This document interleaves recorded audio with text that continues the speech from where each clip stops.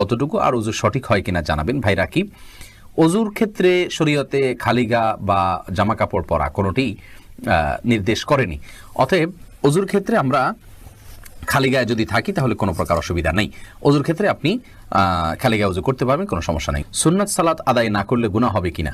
ভাই রাকিব হাসান, সুন্নাত সালাত আদায় না করলে বড় কোনো গুনাহ হবে না। গুনাহ তো অবশ্যই হবে। গুনাহ শব্দের অর্থ হলো ক্ষতি। সুন্নাত তরক করলে তো ক্ষতি হবেই। নবী সাল্লাল্লাহু আলাইহি সাল্লাম ৫ ওয়াক্ত সালাতের আগে পরে যে সুন্নতে মুআক্কাদাগুলো, এগুলোকে খুব গুরুত্বপূর্ণ সালাত হিসেবে আদায় করেছেন।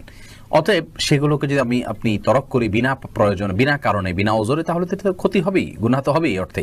কিন্তু গুনাহ বলতে কবিরা গুনাহ, বড় কোনো পাপ যেটা কারণে শাস্তির সম্মুখীন হইতে হবে, এরকম কোনো গুনাহ হবে না। কারণ এটি ফরজ বা ওয়াজিব নয়, আর ফরজ ওয়াজিব না হলে সেটা তরক করলে বড় কোনো গুনাহ হয় না। বিনা কারণে এটা না ছাড়াই উচিত, মুসলমান সুন্নাহকে তরক না করাই উচিত। কিন্তু যদি কোনো কারণে মাঝে মধ্যে ছাড়ে তাতে কোনো অসুবিধা হবে না ইনশাআল্লাহ বিইذনিল্লাহ।